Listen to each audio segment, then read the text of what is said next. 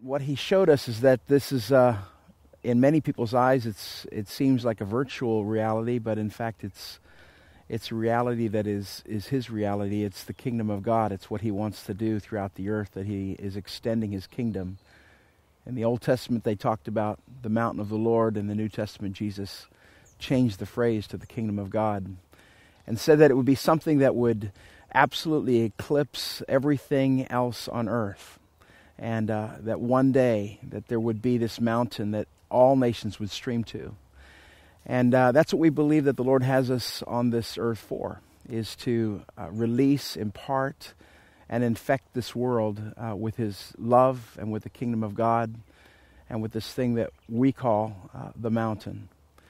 A number of years ago, I had pastored churches, and I became extremely frustrated because I really believed that there was a whole lot more that had to happen with the kingdom.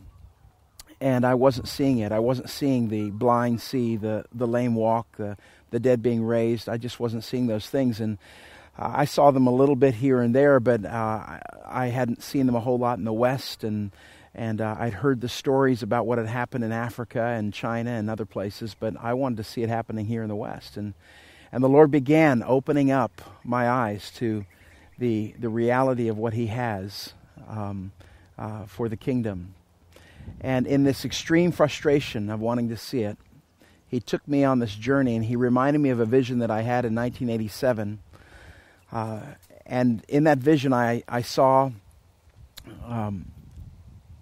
this mountain that grew out of a flat plain, and it became volcanic, and it exploded all throughout the entire region and across the nation and around the world. And he said, "You haven't seen this yet, but you're about to." And called us to move back to Columbia, South Carolina, where we began watching what it was that he was doing. My initial approach was to plant something, but he said, I don't want you to plant anything, Danny. I want you to watch something happening.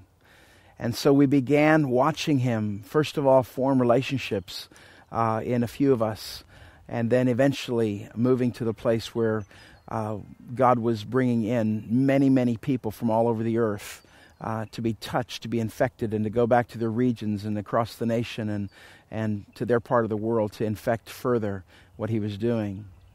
Since that time, we've moved into various regions throughout the nation, and we've moved to various places around the world.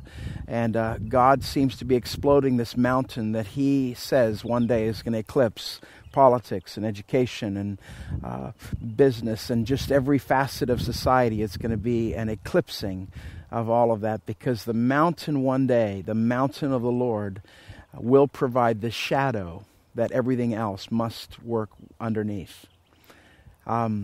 That's the joy of what we've had. Now that's just an expression, a little bit of the vision, but the reality is of what God has done with us. Is he said, number one, he says, what you're going to see is not a noun, you're going to see a verb. You're going to see an activity of the kingdom, and that everywhere you go, there must be something that continues after you leave. One of the greatest joys I have is to go somewhere and find out that greater things happen after we leave, not just when we were there. That it wasn't about the meetings we had. It was about that God touched lives, transformed lives, changed lives, and that they are continuing on in the kingdom of God way beyond anything we had ever experienced. I've been to some places where I've become jealous because I've realized they've gone further than places that I've been, and it's caused me to run harder after God myself.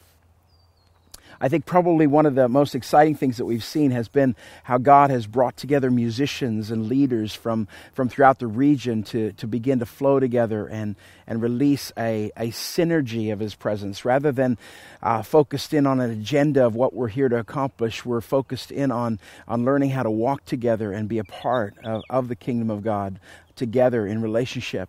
And as a result, what we're seeing is we're seeing him do something new, something fresh. In our worship over the past several years, there have been, I believe it's been in excess of 250, 300 songs that have been released as a result of this, and musicians that have come literally from across the nation and around the world to be a part of this thing called Mo-Band, which is totally an ambiguous thing, except that it's a synergy of life as God pulls people together and releases the kingdom of God through worship. We've seen people healed. We've seen people coming out of wheelchairs in the middle of worship. We've watched the full expression of what it is that God is wanting to do. Well, I shouldn't say the full expression, because we're seeing more and more every time we gather. Every time we're together on our Saturday nights, or every time we're together in our conferences, or anytime we're together in other regions across the nation, and anytime we're together around the world. And so at this point in time, I just want to welcome you to what we're doing here, to involve yourself in all that God has for you in your region, to infect with the love of Jesus, to transform your region into a place where His mountain can accelerate and excel and become the chief of all mountains in the earth.